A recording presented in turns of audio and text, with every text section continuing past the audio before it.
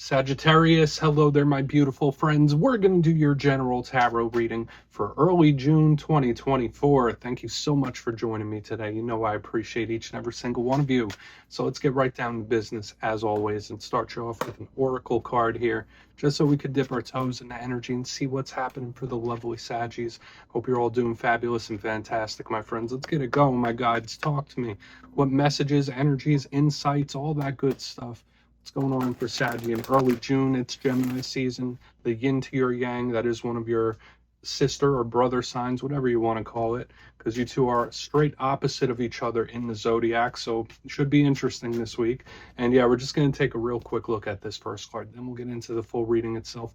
At the very end, I'll pull you a bonus card from the Shadowland Tarot, just to see what might be in the shadows or what shadow work you can lean in on, which is always interesting.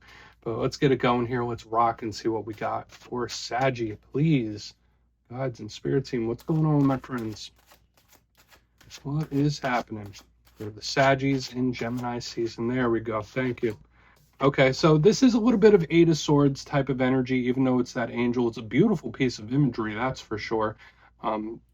Watch out for cabin fever and things like that. I mean, this isn't like the roughest type of energy, but it is something that we want to take a look at and explore a little further, because you see that bound up angel there. And remember, this could be somebody else too. But before we fully dive into that, if you're new here, I'll be speaking about the June subscriber surprise towards the end, so you might want to check that out.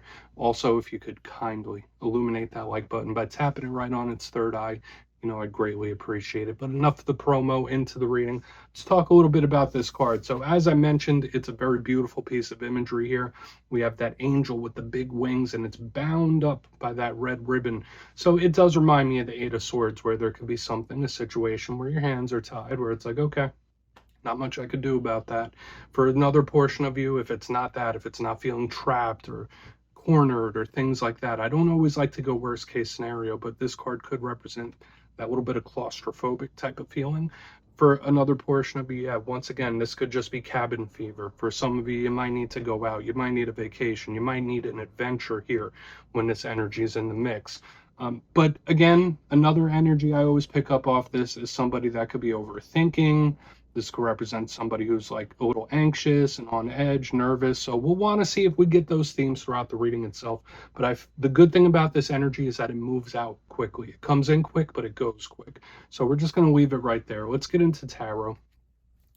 And yeah, I always say that first card, it doesn't make or break the reading. It's just a little footnote. Let's get you 3 in the upright. Then we'll get into that intuitive juiciness. Shuffle it up one time here for the lovely Saggies, my guides. Talk to me. What do we got? And yeah, while we get this deck shuffled and ready to go, let's talk about last week's reading. A lot of powerful energy last week. The reading was titled Karma Gets Served. Okay? The karmic wheels are turning. The universal energies were showing up in a very powerful way. And even for like weeks now, I've been seeing some pretty good energy for a lot of Saggies, but this just felt very intense, right? And similar to this energy, it felt like there's certain things where it's like spirit saying like, hey, watch me work, or something's out of your hands. So we're going to see what shows up this week. As you know, energy is very fluid. It's never set in stone. So only take this how it hits for you, because we could be seeing your vibe or someone that you're linked to. You know how it goes. So let's get it going. 3 cards for Saggy, please. What do we got? Talk to me. What's going on in early June? Okay. So 5 of Wands here in position number 1. It's a bit of a conflicted type of feeling, if I do say so myself. We'll see how it all plays out, though. Let's get a couple more. What we got here? Thank you. Okay, the Fool card. That could be resolution. One thing that I am noticing is that this is all fire energy, my friends, and you are a fire sign, which means you could vibe with this. That's for sure. Let's get you one more. Thank you. Hanged Man. Okay, so there is absolutely a stop-go type of pattern showing up here, or like somebody who's up in the air about something. We're going to have to talk about this because there's some competing energy. That's what I'm seeing overall here. Let's go through. I'll give you some of the classical meanings and archetypes, and we'll get into that juicy, intuitive stuff. But at first look, first glance, we're starting off with a lot of strong fire with the 5 of Wands and the Fool card, Aries energy. and then it comes to like a screeching halt back here. That's why I say when I'm seeing this card, that could be a battling of some sort. Then we have the Fool, which is about action and making something happen, and the Hanged Man, which is pulled back, retracted, and stopped. There is some sort of competing energy. So for a lot of Saggies, there could be certain situations where you're of two minds about something.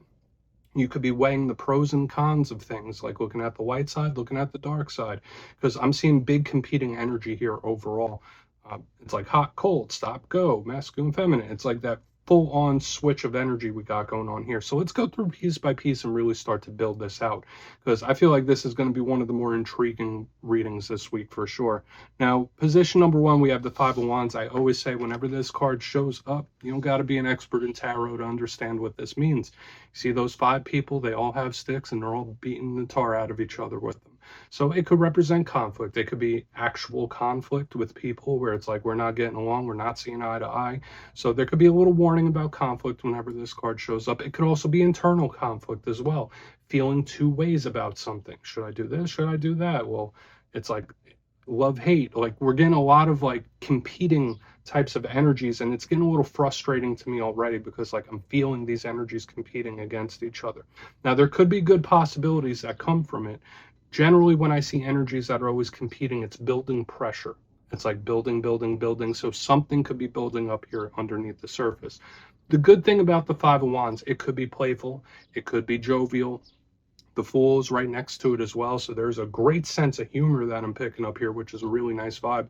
Five of Wands could also represent determination.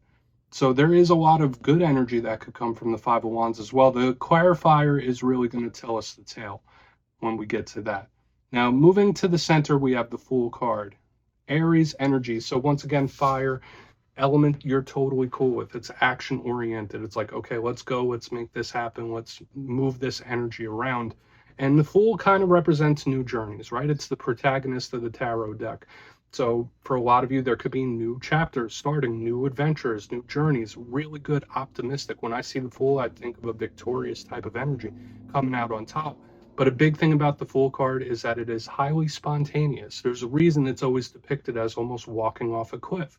So with all this fiery energy, and then we have this this reserved energy here on the back end, there could be something where you're like a little sketched out, or there could be something where you're like, oh, I don't know about that. Like it's giving me a kind of reserved type of feeling, which is fine. Just be cautious, because with the Fool card, it is really, really spontaneous, and I'm picking that up here in a big way. That's the rough side of it, but it's good for action. It's good for resolving things. So we need to see, I mean, unless you're just connected to an Aries, and that could just represent them. Now on to the back end. Here's our opposite. Here's the opposition energy that we're picking up with all this other stuff, the Hanged Man. So whereas the Fool is about action and moving forward, the Hanged Man's not moving an inch. The Hanged Man's not moving at all. It's full stop type of energy. It's pulled back, retracted, very similar to the Hermit in that sense. As far as zodiac signs, I like to personally link it with Virgo energy and Scorpio energy. So you might have some people with prominent placements in those zodiac signs. But when I see the Hanged Man, yes, it could also represent somebody that's self-sacrificial, somebody that always looks out for the betterment of others, that puts other people's well-being above their own from time to time, where it's like, okay, I don't care what I have to go through as long as so-and-so is okay, where it's like they're sacrificing themselves in one way or another. But another thing I always say, this Hanged Man is watching. It's planning. It is strategizing. So when I see it, I mean, there could be a situation or a problem that you're kind of on the outside looking in, watching it unfold. So for a lot of you, you don't have to be directly involved with this. You could just be observing it. But for another portion of you, it's like, okay, we're fighting for this. We're going. Now we're stopping. So it's like this flip-flop of energy. I want to dive deeper on all of it, though. Let's jump in and clarify. Okay, let's get a good shuffle here for my Saggies, please. What do we got for my good friends? And yes, this is where I go intuitive with the message, which means I just tell you how it feels to me. So feel free to do further research or rely on your base knowledge of tarot, because as you know, every single reading is about the reader's interpretation, and I'm just giving you mine. Let's go in on that Five of Wands. And yes, if you're a reader yourself, please feel free to play along. That's why the box is here. If you're feeling any messages you want to give to Saggy, you can put it in the comments. I don't mind at all. Okay, Five of Wands time. Why is it here? Could this be positive tension? Okay. It's a very volatile communication style. Okay, so for a lot of you, you're going to have to watch out for misunderstandings in this time and miscommunications. That's how it's coming through. I don't necessarily feel like somebody purposely picking a fight, but this is somebody where like they might let something build up for so long until it just like comes out. So it could be an explosive talk, or it could just be like a very fiery one that just pops in out of nowhere. Could it be a surprising one or an unexpected one? Absolutely, because like I've been saying since the beginning, with all this tension in the energy, it's like it builds up, it builds up, it builds up, it builds up.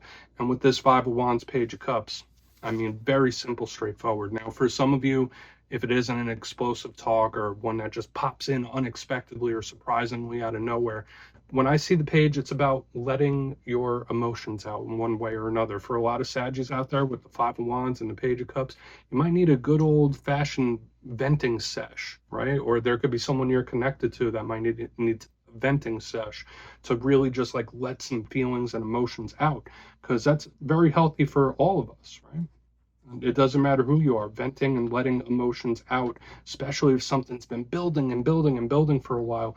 It's healthy to find some form of release. And I've been seeing that in all the other fire signs this week, is there is something about a release of the energy.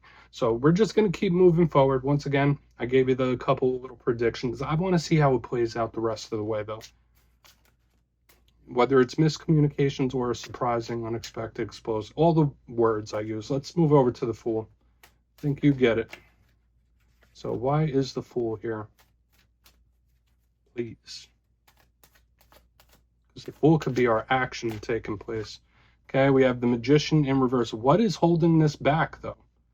Okay, what is the... all right, this is a little frustrating to me now because I have the Magician in reverse and it's clarifying the Fool underneath. So there is some sort of unseen energy holding something back. So is it a situation you're purposely holding back from, or it's like an unseen hand that's like getting in the way of something progressing, and it feels very frustrating to me. Now, another thing I can say about this could also be Spirit saying like, all right, well, somebody is going to find some sort of acceptance. Or when I see the Magician, let's go deeper into how I'm explaining that. The Magician is about manifesting. It's about creating, very spiritual, energetic type of energy. And it could also represent control. Whether it's someone that's overly controlling or someone that feels like they have no control. When I see the Magician in reverse underneath the Fool, it's like, okay, well, let the universe take the wheel. Whatever happens, happens. So this feels very happy-go-lucky here in the center, where it's like there's an energy that feels much more serious and cares so much about how something turns out. And then we have another one that's like, okay, well, whatever happens, happens. I don't care. It's like giving me that kind of vibe, very nonchalant. Okay, so whether Spirit's telling you to lighten up in regards to something, listen, no judgment here. There could be something where Spirit's telling you, okay, just whatever will be, will be. Let's keep moving forward. Let's keep moving forward. It's very important not to force things in this time. Take that for what it's worth. But let's see what that Hanged Man has to say. Because it's odd to me, because I've been seeing in recent weeks like breakthrough energy for a lot of you. But let's see what the Hanged Man is. Please. There's that Hanged Man in the mix. Thank you. Okay. Yeah, this is someone that may not want to repeat something that they've done, or mess up something, or make the same mistakes that they've made before. Okay. And once again, I'm not saying that to you, Sagittarius. Now, this could also be good. It really depends on what your situation is, but the Six of Cups is a card of soul bonds, soul ties, and history. So whether this is the energy of a person that is like melded to yours, where it's like, listen, we're connected and we're always gonna be. It's like kind of giving me that kind of vibe where it's like Hanged Man, Six of Cups. It's like, yeah, it doesn't really matter. Like I'll always have a piece of this person with me and they'll always have a piece of me with them. It's like giving me that kind of vibe, very, very intense. But another thing I'm picking up, aside from that message, which is only intuitive, when I see the Hanged Man with the Six of Cups, it's like thinking in the past, thinking about things that have already happened, living in the past a little bit, or someone not wanting to make the same mistakes that they've already made. Okay, that's straight up. I know that's a lot of messages, but that's just what's coming through here. Take it for whatever it's worth to you. Let's go through and do a quick recap, Saggy, because there's a lot of stuff happening here. Remember, this could be separate stuff too. It doesn't all have to be one thing. But position number 1, I have the Five of Wands with the Page of Cups in the upright. Before we get into the shadow card here, this alignment to me, yes, it could be misunderstandings. It could be a little conflict in communication. So somebody might have a slip of the tongue. That's possible. But it could also be like an explosive talk or communication that's been building up for a long time, or one that just pops in out of nowhere. Boom, like unexpectedly or surprisingly. Moving to the center, we have, and I did say someone might need a venting sesh, right? Moving to the center, we have the Fool card with the Magician in reverse. It was giving me quite a nonchalant type of energy where it's like, whatever will be, or Spirit telling you like, hey, there's certain things where you just need to release control of it. But I was also getting a bit of a frustrating energy where it's like, okay, well, what's holding you back, or what's holding this back? And I mean, we might have our answer on the back end, we might not. It really depends. But in position number 3, we have the Hanged Man with the Six of Cups. This could be somebody who's doing a lot of thinking about the past or things that they've already gone through. Someone that doesn't want to make the same mistakes of the past. I also saw a very, very strong soul tie where it's like you are somebody still stuck on somebody. Like that's just how it comes through here. And they feel like they always will be to some extent. So we'll just leave it at that. Please take a screenshot of that, Saggy, if you want to look into it further. Let's get you a shadow card here. I mean, that reading came across in so many different ways because it's like the messages were going here, there, here, there. It's like a lot of stuff. But yeah, let's see what's in the shadows. Guys, talk to me. What do we have in the shadows for Saggy? And yes, I always like to pull one shadow card at the very end just to see whether it's something within you or something you don't quite see. Shadow cards don't always have to be a challenge. They could be a good thing. So let's get you one. Oh, and yes, if you've made it to this point in the reading, please feel free to check out channel memberships. I'll put a link for it in the comments below. It's a beautiful way to support the channel. And I have much love and appreciation for all my members. I really do. Okay, shadow card time. What do we got here? Thank you. Okay, Eight of Swords. And if you remember all the way back to the very beginning, and I was talking about this card. Now we have the Eight of Swords in the shadow. So it's like we start the reading and end off the reading with the same type of energy. So a lot of the stuff I was speaking about here, and in a sense, what I have the energy doing within this as well, that retracted, like trap type of energy. I feel like for a lot of you, there is a need for some sort of energetic release here in one way or another. Now, the Eight of Swords is mainly connected to one's mental state. I know I said a lot of different things about cabin fever. If you're having cabin fever, maybe you do need a little trip or a vacay. But for a lot of you, watch out for the anxiety, the stress, the nervousness, or this could be someone you're connected to. They might be stressing about something far more than you think they are when this shows up in the mix, okay? So that's just something to be aware of. Do I feel like this Eight of Swords is treacherous? Absolutely not. Because remember, as fast as this energy comes in is as fast as it goes back out. So this is something that passes really quick. I do feel this claustrophobic type of energy showing up here in the shadows. So for a lot of you, there could be energetic blockages as well, like certain things where it's like, okay, well, what's stopping this, or what's delaying this? Like there could be something in the energy that you don't quite see. So Saggy, that's what I have for you this week, my friends. Don't click away just yet, though. I'm going to give you the details of the June subscriber surprise. If you would like to book a personal reading with me, my digital calendar is open on mastermetaphysics.com, so go ahead and check that out. And if you got your name in for the May subscriber surprise, the winners will be announced after this weekend's readings. But for the June subscriber surprise, I'm giving away 2 copies of one of my favorite decks, the Gilded Tarot Royale. So if you'd like to get your name in for that, it's 2 simple things as always, my friends. First, you must be subscribed, and second, let me know down in the comments if you could snap your fingers and visit anywhere in the world right now, where would it be? You'll be entered to win, and at the end of the month, the winners will be announced in my community tab. As always, my friends, much love, and I'll see you soon.